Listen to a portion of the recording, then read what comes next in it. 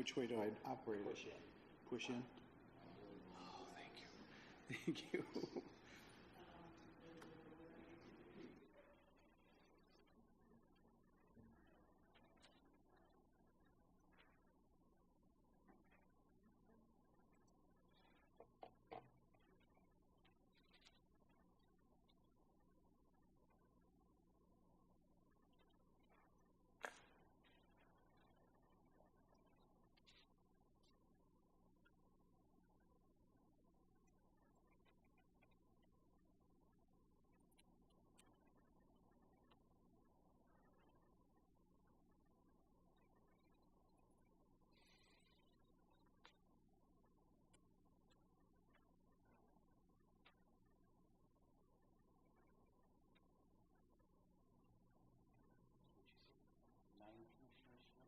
Yeah, so 5 would get us there. Yeah. Say 6. Oh,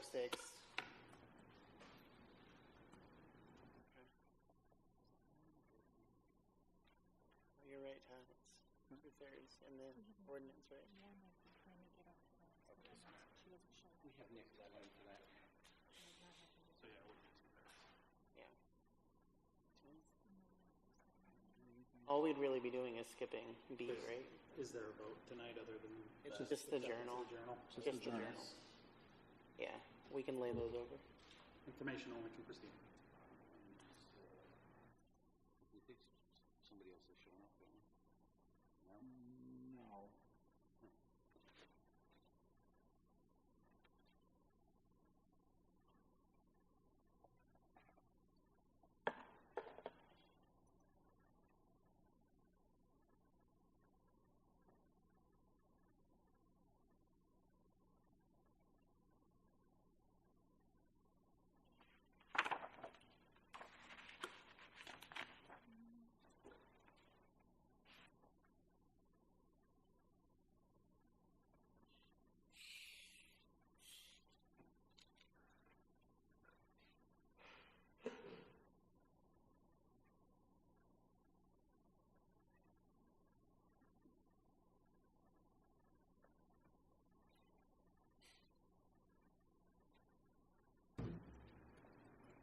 Good to get started. Okay. Do we want to call the Community Relations Commission meeting to order and start with a roll call? Commissioner Barrero? Present. Commissioner Brown? Present. Commissioner Burton? Present. Commissioner Crudup? Absent. Commissioner Garwick? Present. Commissioner Call? Absent. Commissioner Martin? Present. Commissioner McDowell? Absent. Commissioner Velasquez? Absent. So we do not have a quorum tonight, so we are going to lay over the acceptance of the journals till our next meeting when we have a quorum here. So we'll move down. We also have no public speakers, so we will move to the information only section and ask the 911 Center representatives to give us an update on the 911 Center. Hi, my name is Elizabeth Russell, and I am the City of Rockford 911 Center, the Division Administrator.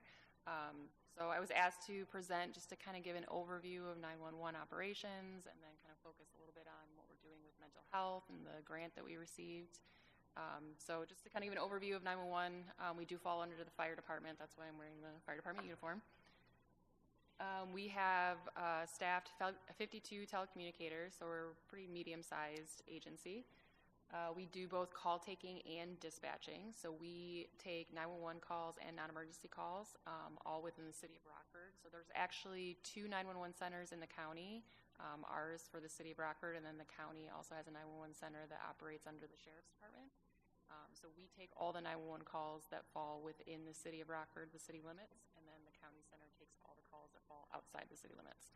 And that just kind of gives an overview of some of our stats of how many calls that we take. So last year we took 110,000 calls into the 911 line, and then over 144,000 calls to the non-emergency line. So that equates to roughly 700 calls a day, about 30 an hour. So we take police, fire, EMS, non-emergency calls, And then we also do dispatching. And so they are separate functions within the center. So there's different people that are answering the phone versus dispatching the call. So we have call takers, police dispatchers, and fire dispatchers. They are all trained to do call taking, and then they're trained separately for dispatch. So they'll either dispatch police or dispatch fire. We dispatch for 6 fire departments, obviously Rockford Fire, and then we have 5 suburban departments in the county that we dispatch for. And then we have 3 police agencies, obviously Rockford Police Department, and then Rockford Park District, and Rockford Rock Valley College. So I just wanted to go over, I know it's hard to see back there, I'll go through this, but I want to just kind of go over the workflow of what happens when somebody calls 911, just because it is, that process of when that call comes in to when somebody arrives on scene. So the 911 call is answered by the call taker. They ascertain the address of the emergency and the call nature, so whether it's police, fire, EMS. They verify that. They enter a CAD ticket, so CAD stands for Computer Aided Dispatch. So it's the software that we use to enter those calls. So they would enter that ticket, and then they would do a caller interrogation using our protocols to determine all the information related to that call. So then they would determine appropriate call type, so whether it's fall victim or stolen vehicle, whatever the call may be.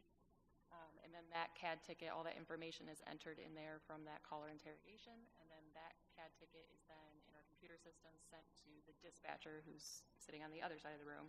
So it would either be sent to the police dispatcher, the fire dispatcher, or if it was a dual type response, like a vehicle accident, domestic battery, something like that, then it would go to both.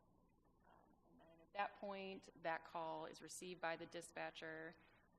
While that's going on, the call taker is still on the phone with the caller, especially in cases where the person's not alert or there's safety concerns. They're going to stay on the line with that caller while the dispatcher has the ticket. They're going to get resources started, so they're going to figure out based on response, what type of call it is, what agency it is. They're going to determine what units need to be sent. So they'll get the resources started to the call, and then they would manage that call, update the units en route, and then manage the call until completion. So for emergency call taking, since we do take medical calls, we are required by the state to be EMD certified, emergency medical dispatch. So that is a state requirement that we're licensed through IDPH, the Illinois Department of Public Health. So we are required to go through certification for that. That is managed by the state. So we can use different vendors for that. We use Priority Dispatch, another vendor for emergency medical dispatch. They also provide protocols for emergency police dispatch and emergency fire dispatch. So we are also certified with those.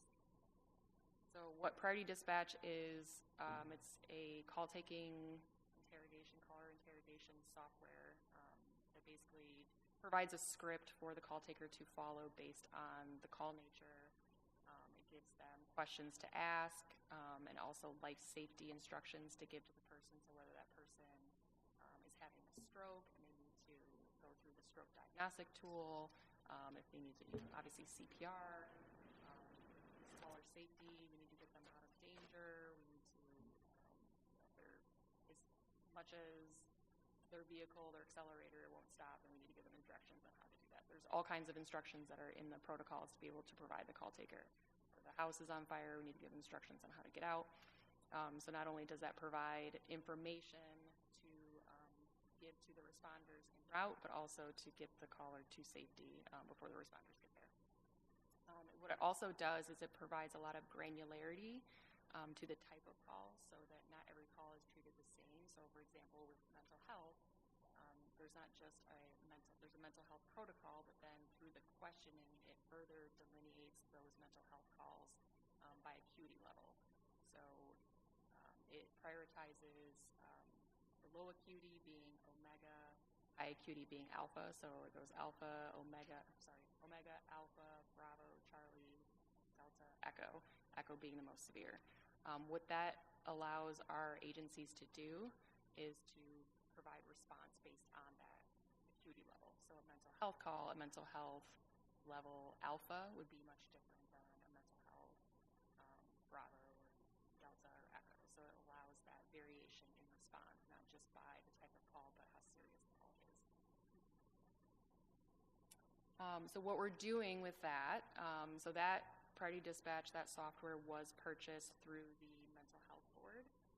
So we received a grant in 22 to purchase a software with the intent of placing a nurse in the 911 center, so that we would be able to prioritize those mental health calls, those low acuity calls that would be more appropriate for a non-emergent response. So instead of sending police officers, which we have historically done, we would be able to route that call to a nurse that's in the 911 center to be able to talk to that person, get them the resources that they need outside of an emergent response. So in conjunction with that, we also are in a pilot program with the state.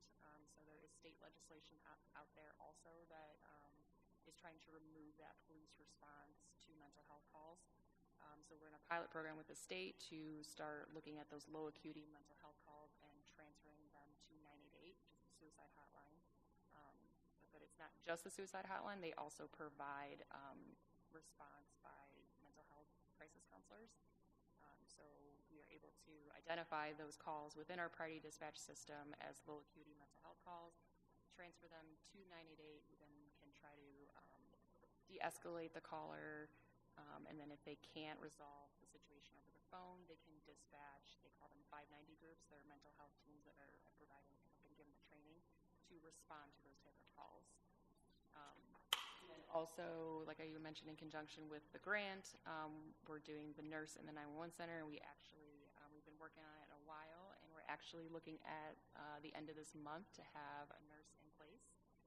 There's some training and certification that they have to go through, and some figuring out of the protocols and things on their end, but we should have that nurse in place in the 911 center by the end of this month, and hopefully get that process going. So the idea would be that nurse would be able to take those 911 calls for mental health, be able to talk to the person, make them appointments, get them resources outside of us dispatching police.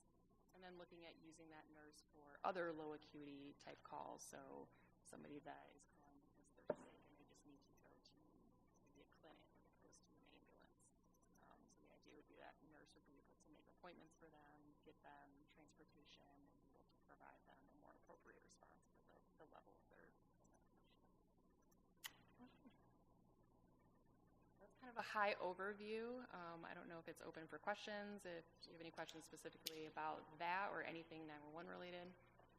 Commissioners, do you have questions? So 6/29 is when it starts? Yes, so we'll have, so we have the partnership with UW Health. They're the partnership that we have through the grant. So they're in the process of hiring right now. So they have committed to 3 nurses that would work. So we have all 7 days covered, 12-hour shift. So they have 1 hire that will be starting on 6/29.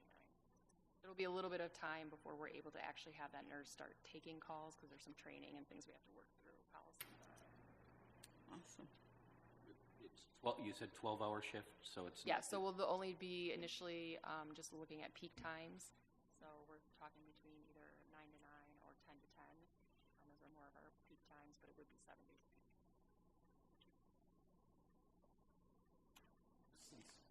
Since the new software has been in place, I think you said 22, have you all looked at 21, 22 to see the variations of this software and how it has improved you all's response time and sending the right individuals? Yes, so we implemented our EMD and EFD, so that's our medical and fire, in March of 23, and then we implemented our police protocols just February of this year. I think the biggest difference is the information that we're getting and the consistency of that information, and being able to provide those first responders, more granular detail about the call that they're going to. I think then definitely with the response time, like you mentioned, our call handling time, especially on the police side, we've seen a decrease because the idea of the software is to be efficient. So you're getting the most information, but you're getting just what you need, with making sure that everybody's staying on track. Like, this is the information that you need for this type of call. So we actually have seen a decrease in our call handling times for police calls, especially. And one more, is that software, is it AI generated? No, it's not. It's literally just logic-based. So you answer a question, and then it knows what question to ask next. So you put in that this is a abdominal pain, and then it knows what questions to ask for abdominal pain, and then based on some of your answers, it might veer off into different questions. But I know they're looking at AI. That's definitely the future of 911. I just want to say thank you and how much I appreciate the 911 Center and the work you do. I have personally had like 3 or 4 calls for help for me, and the response time was very quick. But thank you for all that you do. Appreciate it. Do you have a sense? So I see up here we have the 911 triage happening on 6/29. Do you have a sense when CESA pilot will happen? So we're in the pilot right now. Okay. There's not really an end date for the pilot, and so there might be an end date for when we're submitting data, but 988 is always a resource that we can use. So CESA was actually, the legislation started in 2021. Mm-hmm.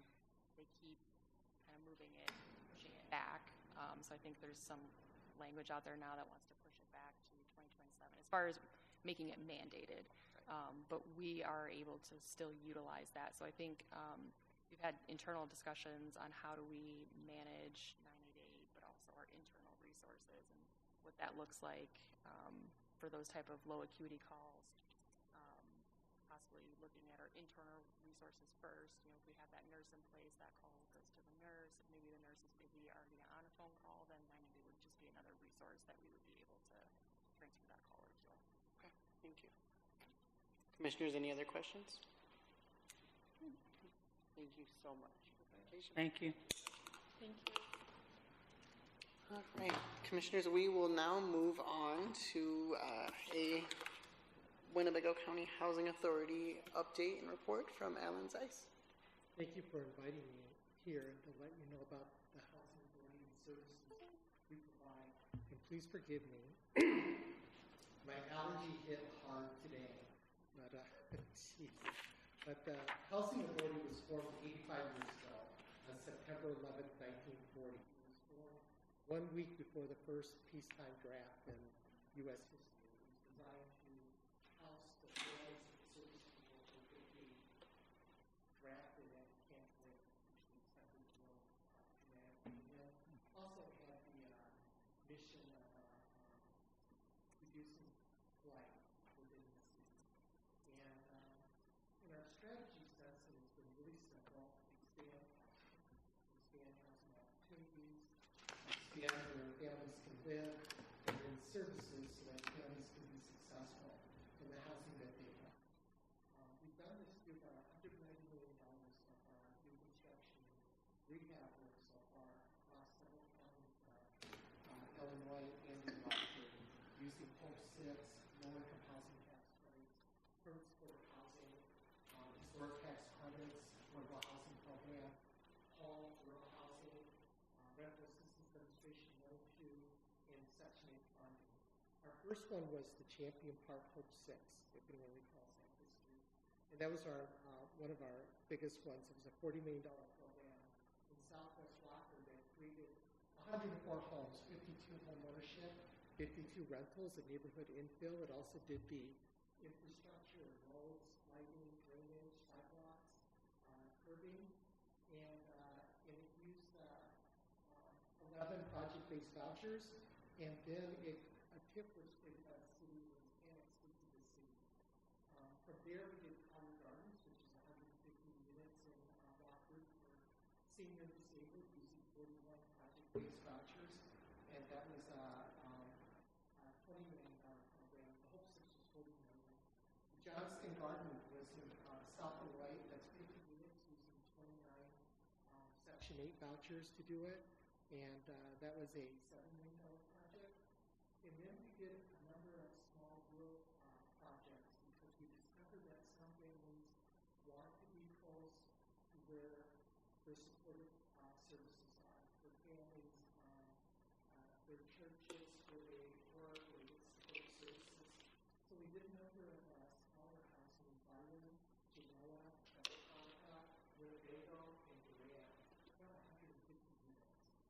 then we did Westport Village, which was a $14 million program in Freeport, 111 townhouses, and that uses, that's fully Section 8. The Pro Place development in Belvedere, which is 56 units using 11 project-based vouchers and 4 vouchers for veterans.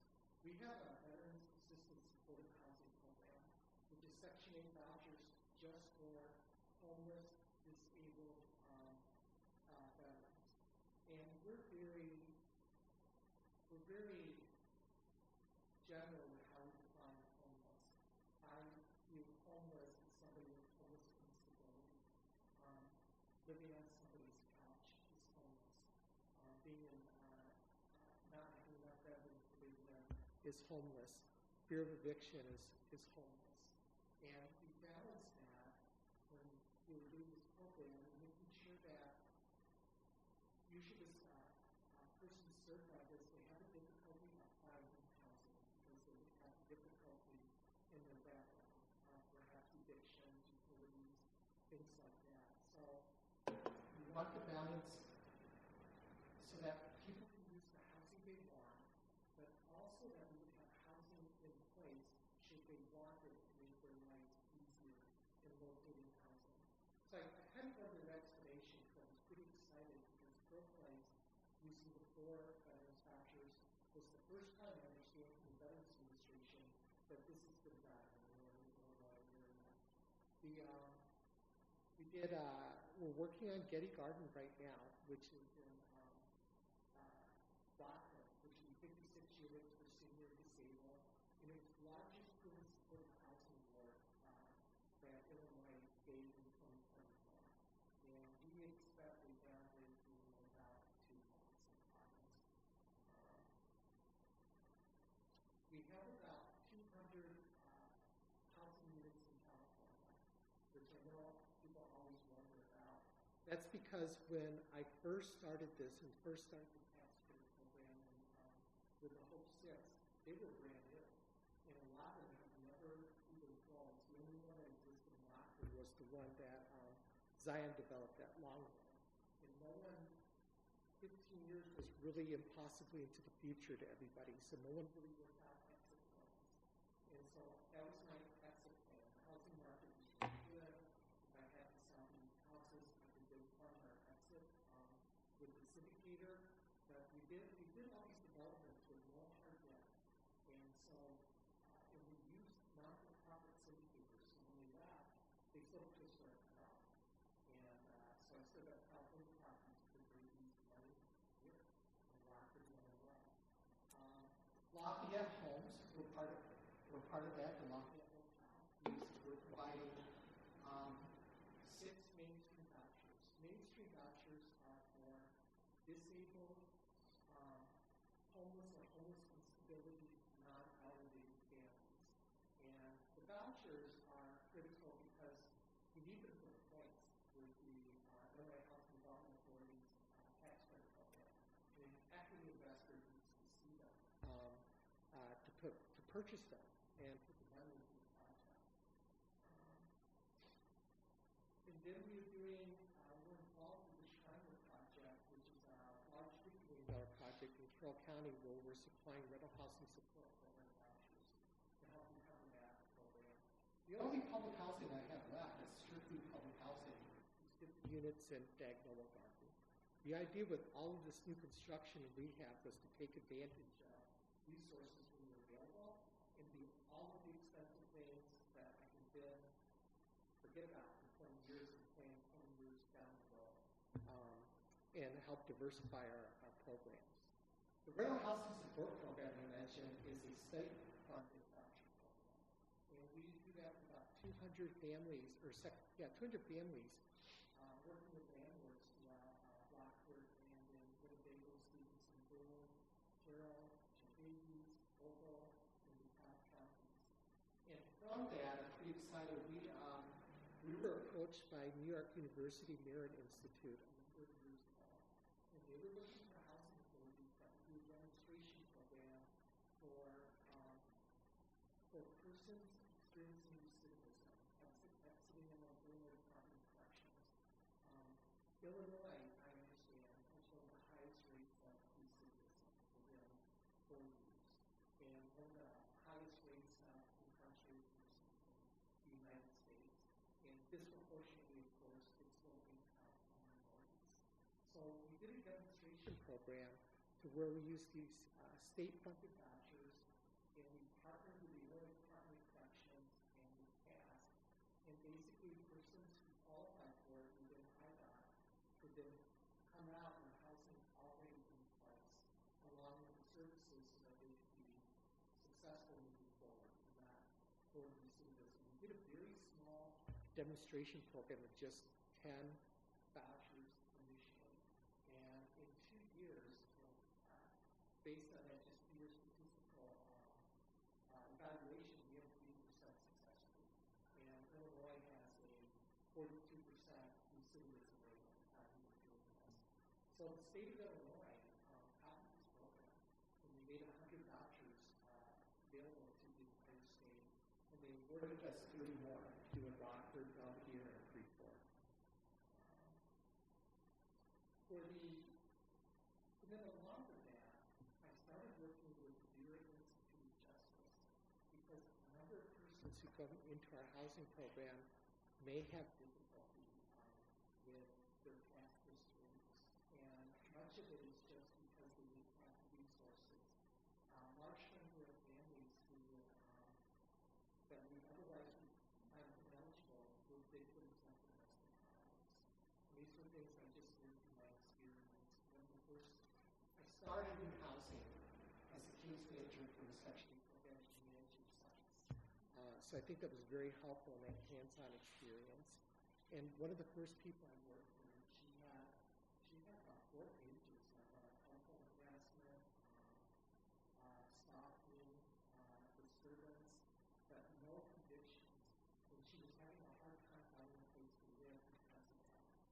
And I looked a little deeper into this, and it was because her abuser was filing all these false charges against her. And she simply did not know how to get them off the record. She did not even,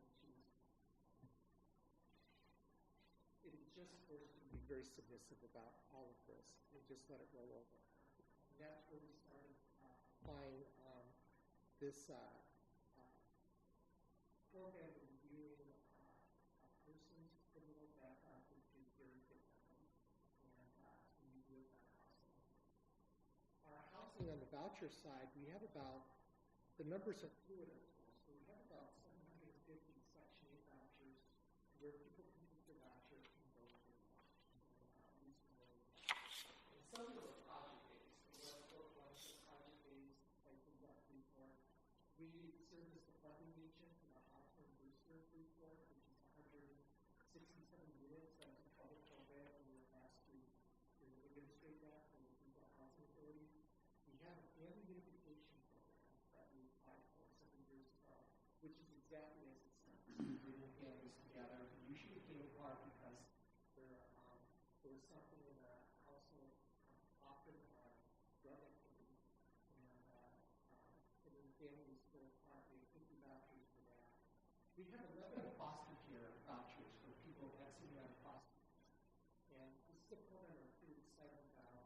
I found out about this just by reading about the problem in Nashville, kind of seeing how all this is. And I contacted John Egan from the Department of Children and Family Services in Chicago and asked if this was a problem in the area, and he said yes.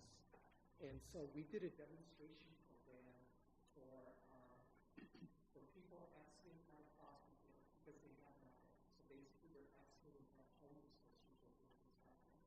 So we did a demonstration program that was very successful. And then HUD on a national level took our program and made a voucher program for people exiting out of foster care.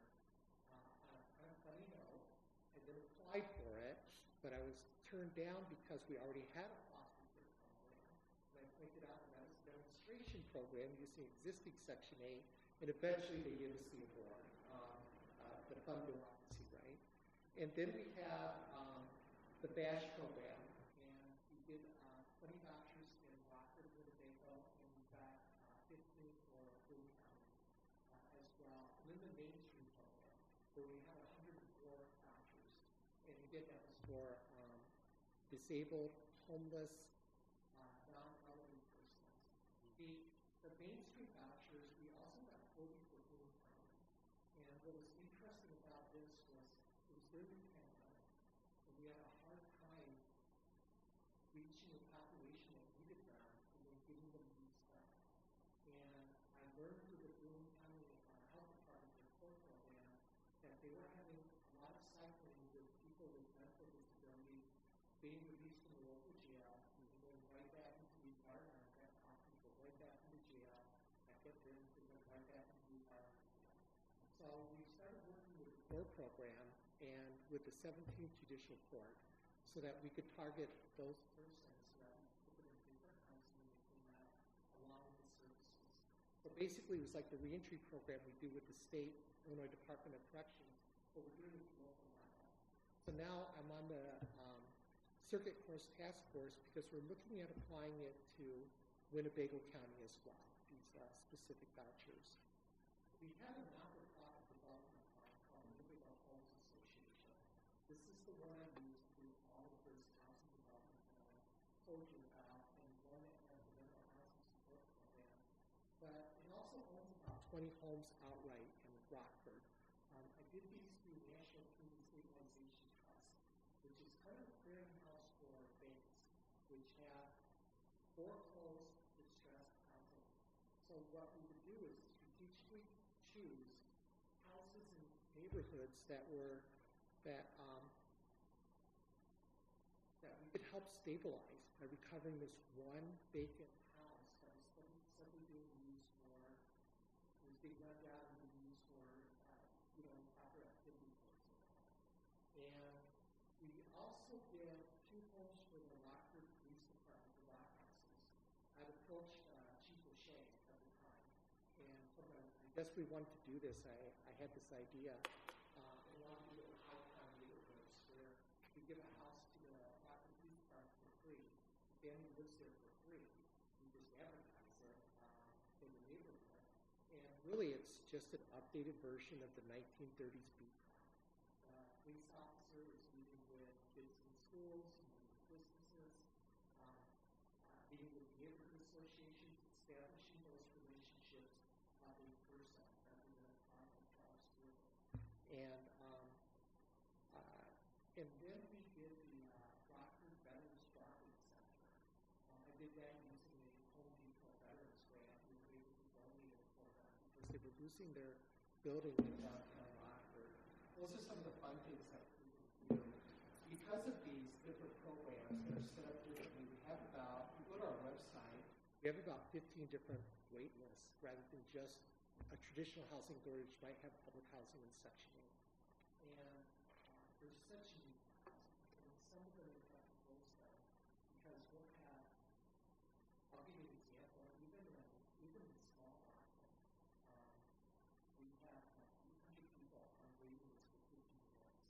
So sometimes it's not even realistic for people to get on that waiting list and be waiting for years. And so we close it down so we can get the wait list more manageable for all the people that are coming. And for those, we have preferences.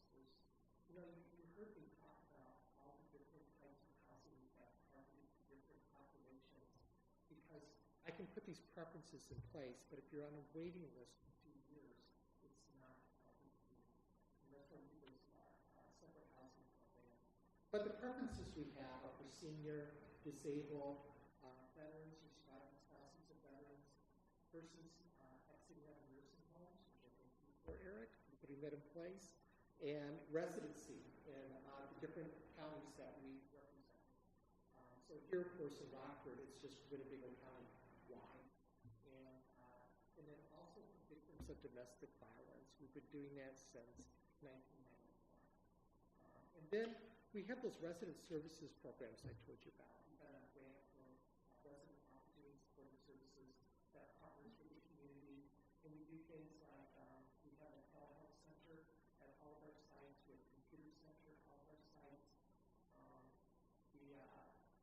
I was doing an on-site nursing program with the OSF College of Nursing so that, because the problem is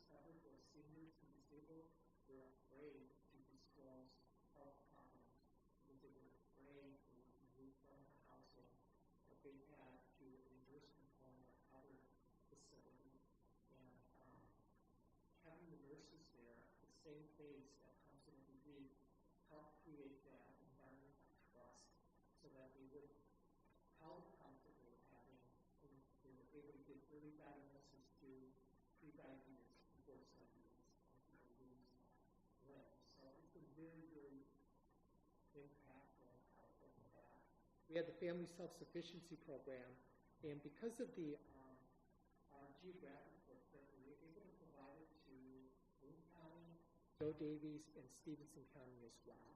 And it's as simple as it sounds. It's really such a great program. Normally, if somebody gets a job or they get more money in the job, they're now paying more towards their part of that. It's always 30%. But it's disheartening to see that you're trying to get ahead and your rent keeps going up like that. So in the Family Self-Sufficiency Program, which is a 5-year program, they just they have a goal that they work for. And the goal can be as simple as getting a reliable car so you get to work and get your kids to school, to furniture I've had people do who never had furniture, to buying homes. We partnered with Habitat for Humanity, and I believe 8 people got homes for that program so far. I can't say not carry close to the program. And then we made it our mission to help other housing authorities because I believe we all have responsibility to each other. And you'll see in the city's consolidated plan that we have been putting that in for many years now because it helps. It's one of the questions that the city has to answer in the paper. And so it shows that the city's doing that to work with us for troubled agencies. The Boone County Housing Authority was troubled, and they contacted us in 2006. And we've been managing it ever since. They have no board of our employees. We've been there about 20 years from now. It's been a wonderful relationship. It's a Section 8 only program. But one of their problems was that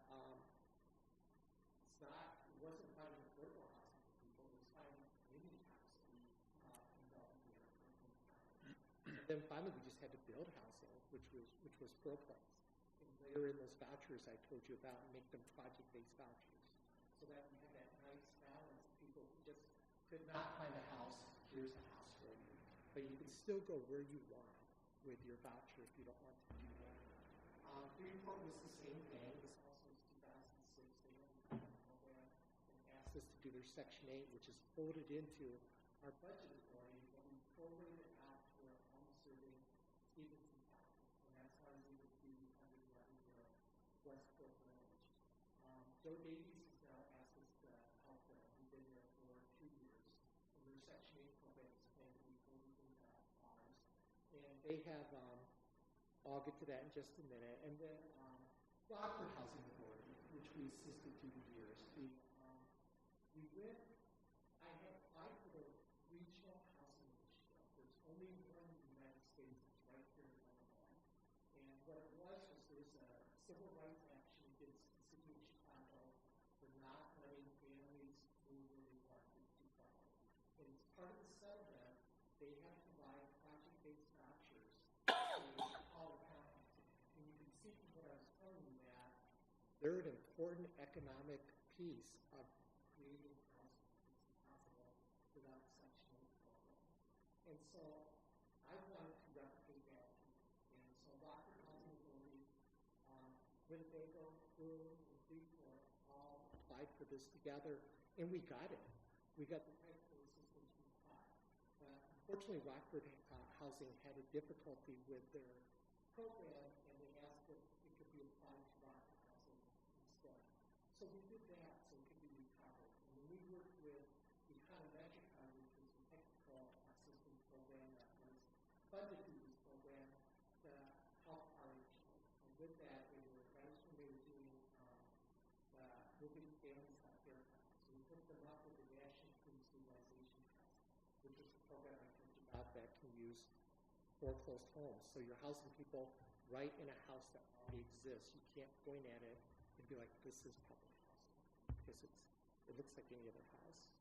And then when they applied for the Choice Neighborhood Initiative for Fairgrounds, they didn't have any development experience. But I helped put Rockford Housing Authority, their not-for-profit component, on the Champion Park, which Hope 6 program as well, because we were trying to help them project based off the Concord Commons program.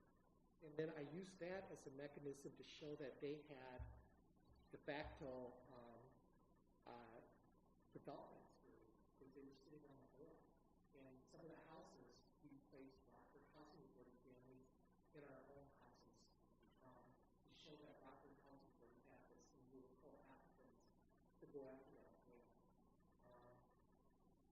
And then we helped with the Schreiber Decree, which was a challenge Rockford Housing Authority had for not following the relocation guidelines for using things I believe it's James Adams.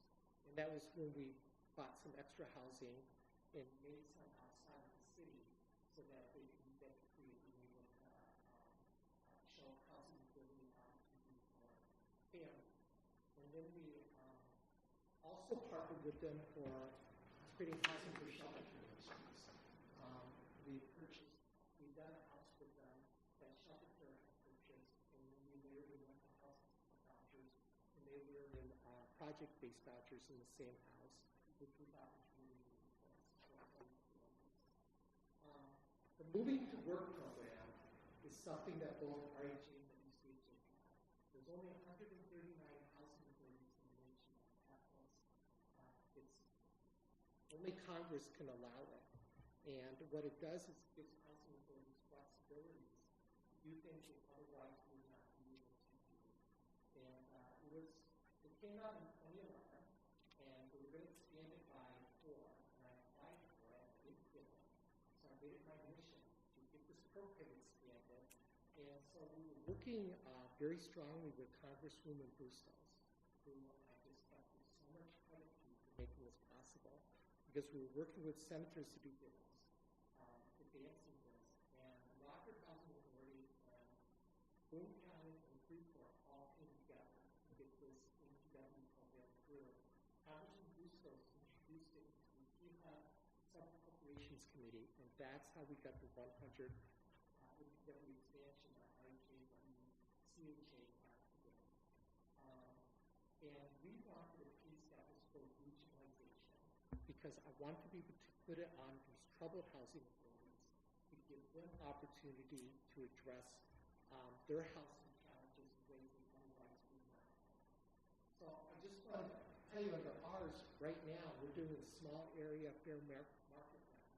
Normally, a housing authority just has the ability to apply one payment standard agency-wide. So, but I saw that as not being as smart as we could be with limited money.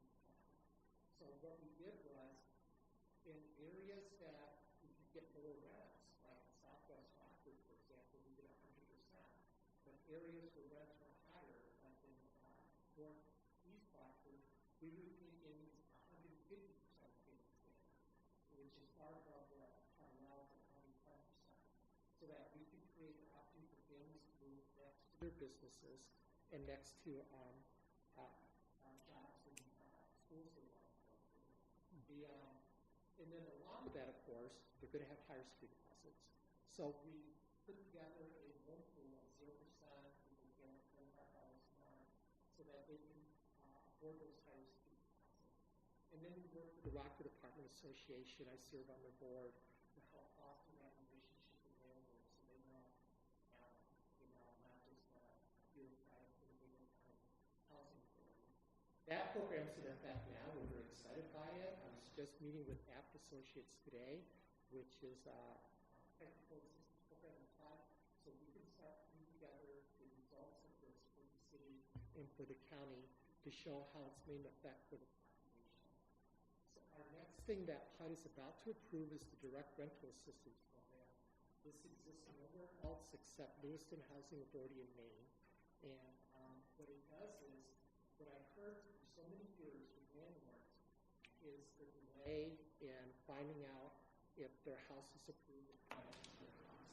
So they have 2 people come up to them, one's in the private sector, and they say, I can pay your rent, I can move it down.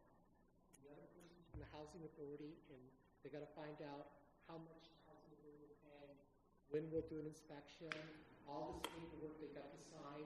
So in the direct rental assistance program, it is all with the resident. We sign with the resident an agreement. We pay them upfront cost for a year that we make like a housing scholarship you would get for college, so that we're not taxed on it. We would train them on how to do the certification housing, and we're working with the Rockford Police Department's community development program on helping families learn what it is to be a good neighbor. Very simple things that you would do and present yourself to the landlord. The landlord does not even need to know that that person is assisted by the housing authority. And we think this is incredibly exciting and groundbreaking for you guys here. And then we're also working on a short rental program, which is something I came up with when I was traveling on Airbnb. I stayed there. Airbnb is this one city, and nothing else to that. And the lady found out her name was Kim. She was so wonderful. She thought I was public housing, so she had me up all night telling me her story. And this was in Mercy, California. She had 3 bedrooms and a converted garage, and she was on Social Security, and she was paying for her housing with her fixed income by using Section 8, or not using Section 8, but using Airbnb. She had people who would have lived there for years. So I put the concept to HUD that we would like to use vouchers in Airbnb for a while. We would like to target them to low-income homeowners to help them grow their housing. We saw 2 parts of this. One is you expand the amount of housing people can rent, and the other part of it is that it makes the program of Section 8 much more exciting to the public and to fun when you're also showing that it is helping a population of homeowners keep their homes. And then finally, the DPW, that regional piece I told you about, we're one of only 2 housing authorities in the nation that have this. The other one is in Great Plains, North Dakota. It's HUD gave it to us first at the beginning of this year. We applied it to Boone County and Stevenson County, and we're now about to apply it to Joe Davies County. And it gives them the flexibility to do all the things I just talked about, the direct rental systems, the small area, payment standards for high-cost areas, and the short-term rentals, which is, I think, would be really impactful in Galena, because in all of Galena, there is 1,700 rental units. Only 13% of them are vacant for summer police. That's very hard for summer police. Most of them are in Galena, where it costs a lot of money to rent a unit. In Rockford, we provide vouchers, of course, that neighborhood stamps, the entire garden program possible, Lafayette Hotel, we provide the housing support program in Rockford, the reentry program, the veterans vouchers, the fisherman vouchers, the family education program, the Mainstream, Rockford Veterans Center, the National Police Utilization Trust program, and the 2 rock houses for the city. And then the supportive services that we gave to our Rockford Housing Authority, and now working with the 17th Judicial Court. And then I work with the Rockford Apartment Association. And my other community work is Rockford Crime Stoppers, who serve on the board, RAMP,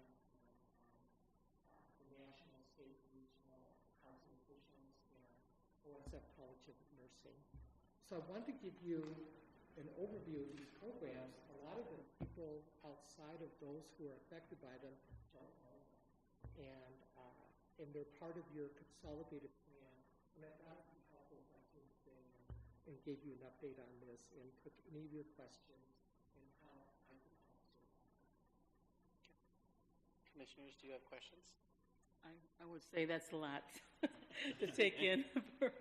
But did you say that the Section 8, that they're able to be on there for 5 years, or how long can someone stay on Section 8? As long as they need to. But you should know that one of the challenges we have is that the new HUD administration wants to look at time limits. Yeah. And they want to look at city housing options. That's great. That's what we're doing. And work requirements. And regional housing complex, which is what we're doing.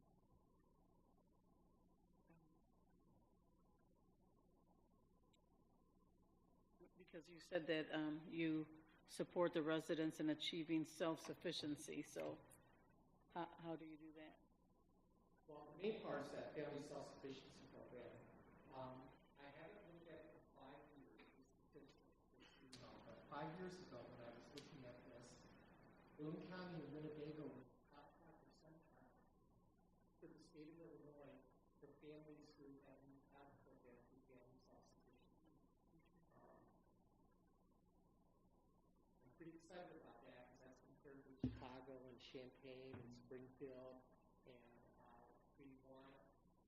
we want to help families be self-sufficient because we still have 800 people in the waiting list Right. for Magnolia who need a Right. home. Thank you. Thanks for bringing up the work you do with the Veterans Drop-In Center and the VA Supportive Housing Program. In particular, that HUD-VASH program is essential to getting our veterans housed and keeping them housed. But it's also essential to get them off the rolls of the County Veterans Assistance Commission, which in many cases it has been paying their rent and utilities until they can get eligibility for HUD-VASH. So getting them into those programs also takes the weight off the county taxpayers who are supporting those veterans. So thank you for that work. Thank you. Senator Duckworth came out in the opening dedication for programs, and I had a chance to talk to him because our hope was that, we opened up the ability to project-based more of these because it helps create housing. It helps create housing, number one, and then it creates housing for veterans who would otherwise have to find a home, don't have their housing. Just on the Veteran Drop-In Center, I was going to save this for my commissioner report, but next Tuesday, the 17th, there will be a fundraiser for the VA Drop-In Center at the University Club in downtown Rockford from 5 to 7 p.m. So pass the word to anyone here or listening online that we would love to have you there and come help support the Drop-In Center. It's an important resource in the community. I have to, all this exciting work, I have to share a challenge we have. And that challenge was, I mentioned, in 2011, the city was undergoing a civil rights investigation.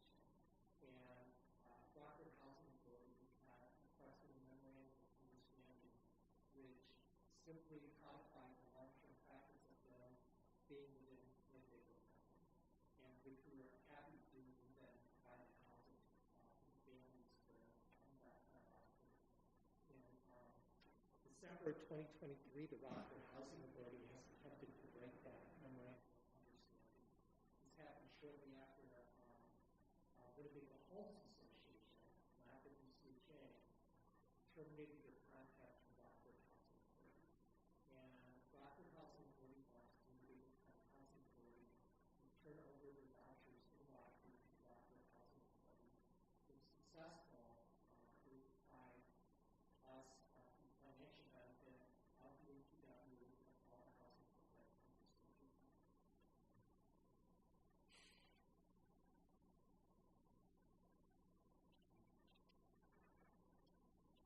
Alan, what support, based on what you just said, what support do you need from this commission or from our friends at the city to make sure that the resources still exist for folks? I think we should continue what was the long-standing practice for the past 85 years and for the 70 years since Rockford Housing Authority was created. Both housing authorities serve a very important service to this community and the broader community as a whole. And I think that working together in partnership, we continue that stronger. I cannot think of a time in history where putting up a division or walls and communities made them better. Commissioners, any other questions? Okay. City staff, do you all have anything? Thank you, Alex. Thank you. Thanks so much for Thank you. having me. Thank you. I know I go on, I get real excited about this. That's great to see. Yes. All right, so commissioners, now we will move to just an open discussion. And we heard a lot tonight. We've heard a lot in some other sessions. Just wanted to hold a little bit of space for folks to kind of process as a group what we've been hearing. Is there anyone that has anything they wanted to share? Yeah.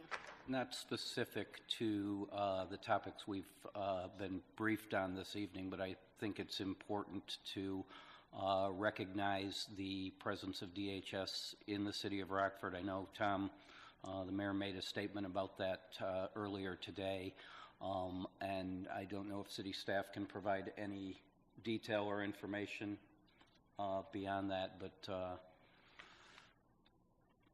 be aware of what's going on out there, people. Thanks, Todd. Anyone else that wants to either share something we haven't discussed that you'd like us to put on a future agenda, or if you flip to the next page, you'll see our agenda for the next few months. So are there things that you want us to talk about? Are there things that we have talked about you want more information on? Eric, can I mention something? So for July, we're looking to do another special open forum. We're going to be doing a series of social media posts to advertise that, similar to what we did back in May, opening it up to the public to be able to come and speak. If you guys would share those posts, communicate if you have any other ideas for where to post or how to get folks, recommending who you work with in your agencies and things like that, to come and use that opportunity to bring those issues to the commission, because one of the community discussion panels that we're having is going to be on mental health, and we're going to be bringing in different mental health resources and things and talking about what their challenges are, and bringing that to your guys' attention. But we still have a whole panel discussion that we kind of need to formulate, and the whole concept was to develop that panel discussion from what the community brings us, and that's where those special open forums are going to be really important. We've addressed and communicated with the folks who spoke at the last session, but we'd like to be able to invite more people, create more conversation, and develop that second panel discussion for later in the year. And this special open forum will be very helpful for that. Yeah. Yes, as we're acknowledging the stuff that's going on in LA and other places, is there a plan within the city in regards to the possibility of it happening here in Rockford?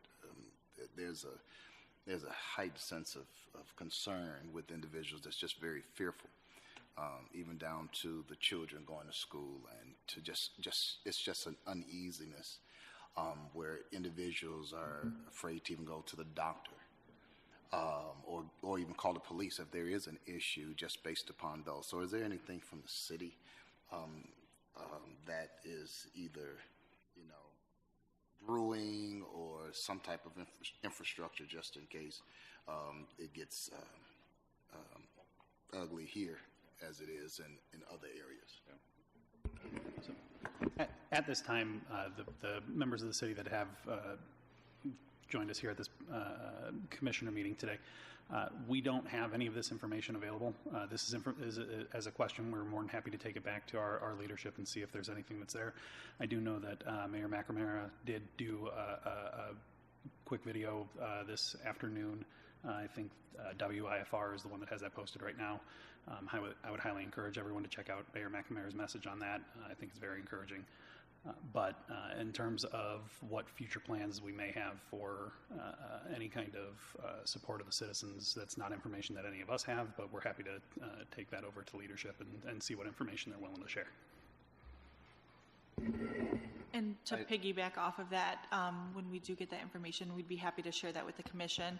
We've been sending out the events and things like that, but if there's any resources that's identified in those conversations or support or anything like that, we'll make sure that we send that out to you all, so you can distribute that as well. Chief Red also did a release earlier, about 3 hours ago on that, and if you indulge me for just a second. Absolutely, go ahead. The Rockford Police Department is aware of videos circulating on social media showing law enforcement activity on the south side of our city. We want to reassure our residents that the individuals and agencies depicted in these videos are not part of the Rockford Police Department. For your awareness, Rockford police officers will always clearly identify themselves when interacting with the community. We understand that seeing these images may cause concern or confusion. Please know that we are committed to honesty, transparency, and building trust with our community. Our priority is and always will be the safety, peace of mind, and well-being of everyone who calls Rockford home. Thanks, Chief. Cheers. It's also been a high level of accidents in the city. And I don't know if that's based upon the construction and just people just rushing, but we've had several deadly accidents, rollover crashes, and so I don't know if I know at one of at the Fifth Ward meeting, the chief was there talking about having police present in different areas, and I think that might be something that we can kind of pass back over because it's just been a high level of accidents and speeding within our city. We do have department head updates, I think, scheduled for August. Those are going to be established department heads. If you'd like, I can ask Chief to speak specifically to that.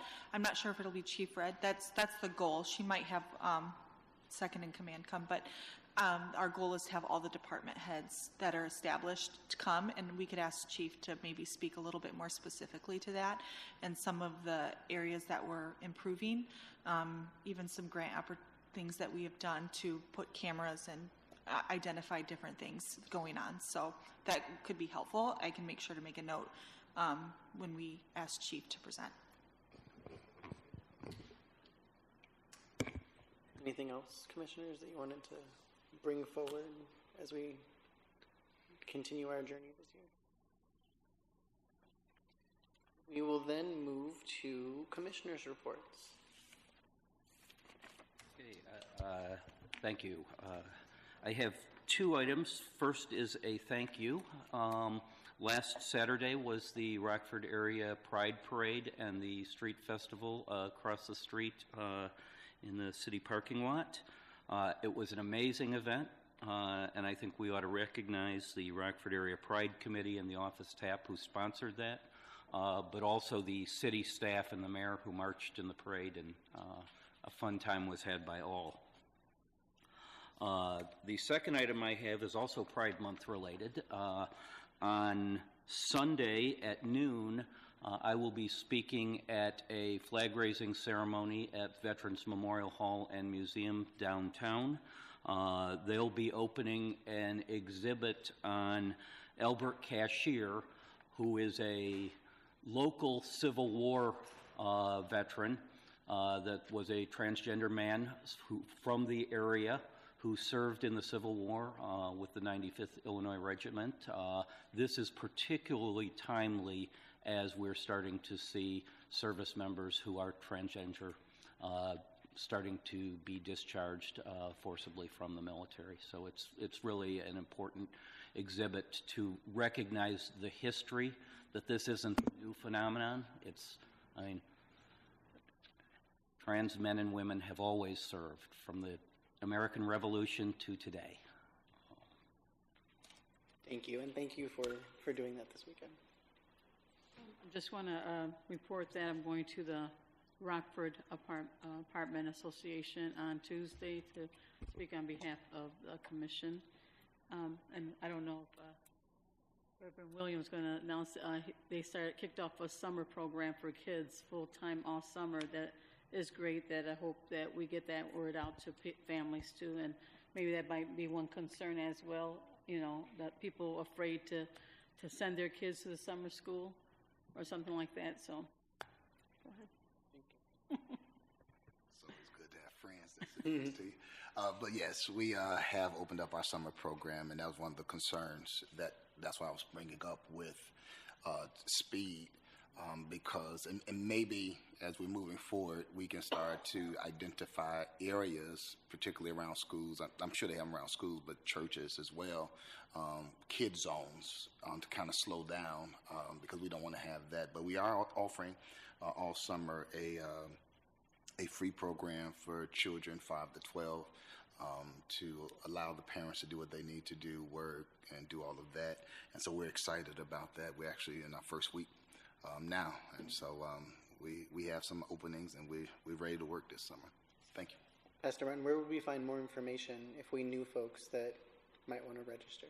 You can go to our website at providencebaptistchurch.org, or you can contact the church, Providence Baptist Church, and Thank we'll you. be happily to help. Thank you. Commissioner Garwick, did you have a report? No. Okay. We have reached the end of our meeting, friends. Actually, city staff, do you have anything before we? All right.